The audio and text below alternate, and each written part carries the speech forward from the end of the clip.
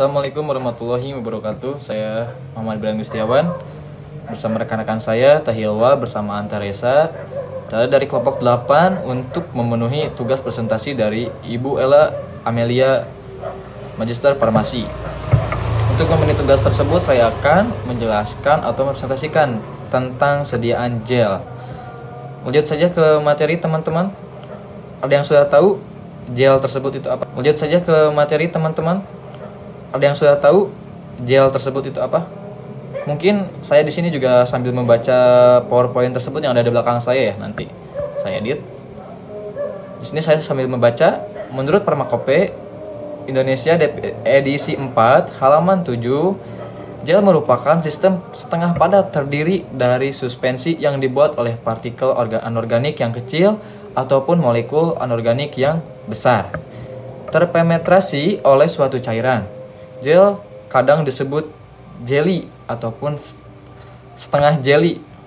Menurut Formularium Nasional halaman 315, gel merupakan sediaan bermassa lembek berkupa suspensi yang dibuat dari jarah kecil, senyawa organik atau makromolekuler senyawa organik, masing-masing terbungkus dan saling terserap oleh cairan.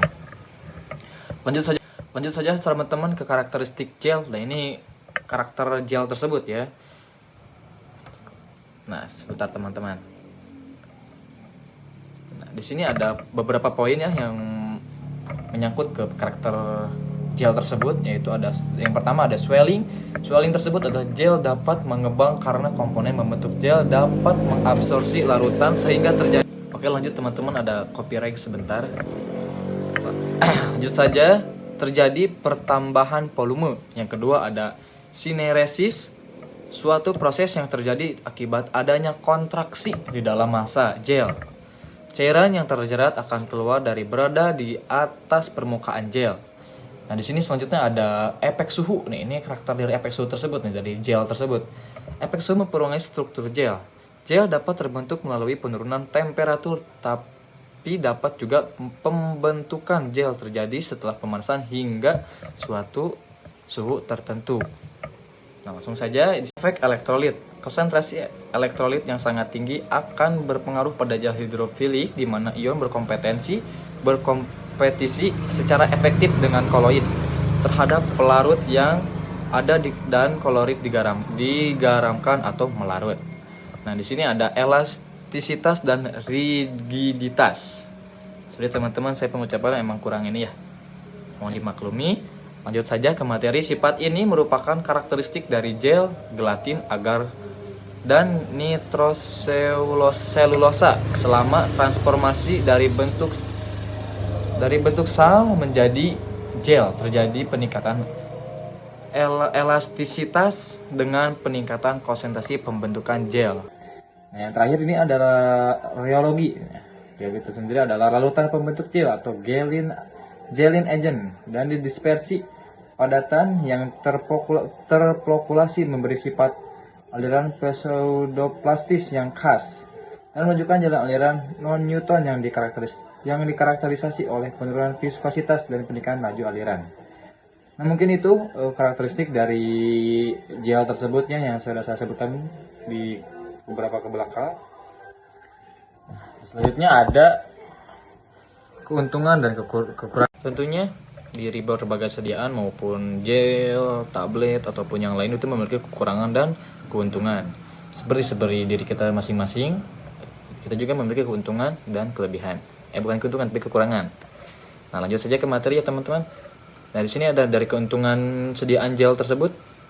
Ini saya akan sebutkan, yaitu untuk hidrogel, efek mendinginkan pada kulit saat digunakan, penampilan sediaan yang jernih dan elegan pada pemakaian di kulit setelah kering, meninggalkan film tembus pandang, elastis dan lekat yang tinggi, yang tidak menyumbat pori sehingga pernapasan pori tidak terganggu, mudah dicuci dengan air, pelepasan obatnya baik, kemampuan penyerapannya pada kulit itu baik juga. Di sini ada kekurangannya. Untuk hidrogel harus menggunakan zat aktif yang larut di dalam air sehingga diperlukan penggunaan peningkat kelarutan seperti surfaktan agar gel tetap jernih pada suhu yang tinggi. Penggunaan emolien golongan ester harus diminimalkan atau dihilangkan untuk mencapai kejernihan yang tinggi. Nah, seperti itu keuntungan dan kekurangan dari sediaan gel tersebut. Mungkin selanjutnya akan saya lemparkan ke rekan saya, yaitu Teresa. Rekan saya silahkan untuk mempresentasikan sediaan gel tersebut dan melanjutkan presentasi dari saya ini. Terima kasih teman-teman. Saya lanjut oleh rekan saya ya. Selanjutnya ada komponen sediaan gel. Yang pertama ada bahan pembentuk gel atau gelling agent terdiri dari polimer alami, turunan selulosa, dan polimer sintetis. Kedua ada cairan, ketiga bahan aktif, keempat humektan atau pelembab, kelima pengawet, keenam bahan tambahan. Selanjutnya ada metode pembuatan secara umum. Yang pertama ada metode dispersi, terdiri dari karbopol sebagai agen pembentuk gel dilarutkan dalam air dan didispersikan hingga mengembang. Kemudian ditambahkan bahan lain seperti tretanolamin atau T untuk membentuk gel. Selanjutnya ada CMCNA. CMCNA atau karboksimetil selulose sodium juga dapat didispersikan dalam air hangat hingga terbentuk massa yang homogen. Kemudian ditambahkan bahan lain seperti pengawet dan zat tambahan. Kedua, metode triturasi, yaitu metode ini melibatkan pembuatan basis gel terlebih dahulu, kemudian ditambahkan zat aktif secara bertahap sambil digerus hingga homogen. Terakhir, metode sol gel, yaitu metode ini melibatkan proses hidrolisis dan polimerisasi kondensasi monomer dalam larutan, yang kemudian membentuk jaringan koloid atau sol dan akhirnya menjadi gel. Selanjutnya ada evaluasi pembuatan. Yang pertama ada uji organoleptis, yaitu memeriksa warna, bau, dan tekstur sediaan gel secara visual dan sensorik. Kedua, uji homogenitas, memastikan bahwa bahan-bahan dalam gel tercampur secara merata. Uji pH, mengukur pH sediaan untuk memastikan sesuai dengan persyaratan. Uji viskositas, yaitu mengukur kekentalan gel. Uji daya sebar, mengukur kemampuan gel untuk menyebar pada permukaan kulit. Terakhir, uji stabilitas, memastikan bahwa gel tetap stabil secara fisik dan kimia selama penyimpanan. Ini ada contoh formulasi umum atau standar. Nah, ada resep zat aktif, gel dasar, ada tambahan.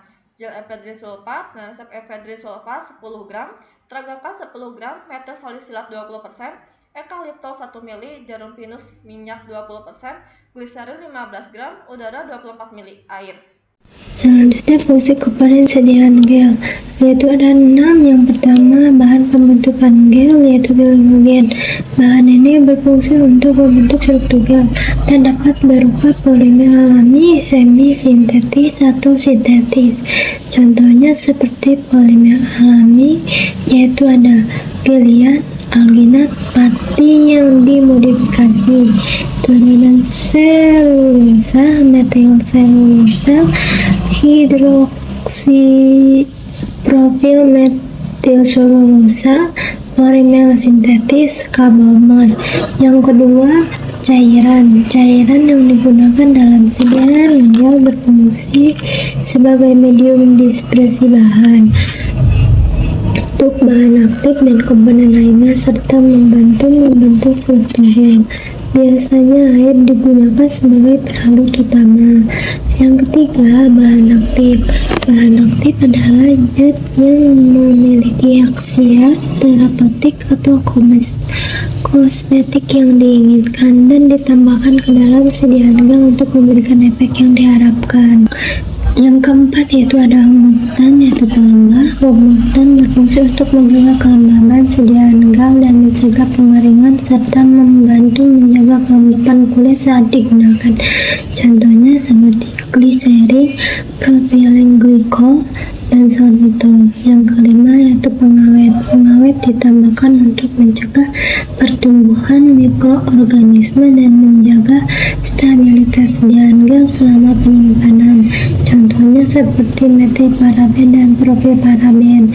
Yang keenam, bahan tambahan. Bahan tambahan lain mungkin ditambahkan untuk meningkatkan sifat fisik, kimia, atau stabilitas sediaan gel, seperti zat pewarna, pewangi, atau bahan tambahan lain yang sesuai. Selanjutnya yaitu ada perhitungan dan penimbangan bahan. Rumus perhitungan gel mengacu pada salep, yaitu efedrin 10 kali 20 dibagi 100 2 gram, Tragankat 10 dikali 20 dibagi 100 2 gram, berarti salisilat 2 dibagi 100 dikali 20 sama dengan 0,4 gram, eukaliptol 20 dibagi 100 sama dengan 0,2 gram, gliserin 15 dikali 20 dibagi 100 sama dengan 3 gram, udara 24 dikali 20 dibagi 100 sama dengan 4,8 mg. Cara pembuatannya, efedrin sulfat dilarutkan ke dalam sebagian air dan ditambahkan gliserin, terangkan, aduk kuat pada kemudian tambahkan komponen lainnya seperti metil salisilat, eukaliptol, dan minyak pinus jarur sedikit demi sedikit, lalu tambahkan dengan sisa air, kemudian campurkan dengan baik dan simpan dalam wadah tertutup. Selanjutnya, metode pembuatan. Yang pertama, timbang sejumlah galon agen sesuai dengan yang dibutuhkan. Yang kedua, galon agen dikembangkan sesuai dengan cara masing-masing. Yang ketiga, timbang zat aktif dan zat tambahan lainnya. Yang keempat, tambahkan galon agen yang sudah dikembangkan kembali ke dalam mortir tersebut atau sebaliknya sambil diaduk terus-menerus hingga homogen. Tapi jangan terlalu kuat karena akan menyerap udara sehingga menyebabkan timbulnya gelembung udara dalam sediaan yang selanjutnya dapat mempengaruhi pH sediaan. Yang kelima, gel yang sudah jadi dimasukkan ke dalam alat pengisi gel dan diisi ke dalam tub sebanyak yang dibutuhkan. Keenam, ujung tub ditutup lalu diberi etiket dan dikemas dalam wadah yang dilengkapi brosur dan label. Selanjutnya ada hasil dari pembahasan ataupun hasil dan pembahasan dari sediaan gel tersebut. Nah, ini hasilnya teman-teman dari PowerPoint yang kita buat, dari rekan kita buat. Nah, ini hasil dari pembahasan tersebut. Formulasi sediaan gel merupakan aspek penting dalam teknologi sediaan semi padat, terutama dalam bidang farmasi. Gel adalah sistem setengah padat yang mengandung partikel kecil atau molekul besar dalam medium cair. Dengan karakteristik khusus seperti elastisitas, viskositas, dan kemampuan mengembang atau swelling. Nah, ini karakteristik yang tadi saya sebutkan. Gel memiliki keunggulan seperti efek mendinginkan, tampilan yang jernih, daya sabar dan pelepasan obat yang baik, serta mudah dicuci. Namun, sediaan ini juga memiliki kekurangan seperti sensitivitas ataupun sensitif terhadap suhu dan keterbatasan bahan aktif yang digunakan.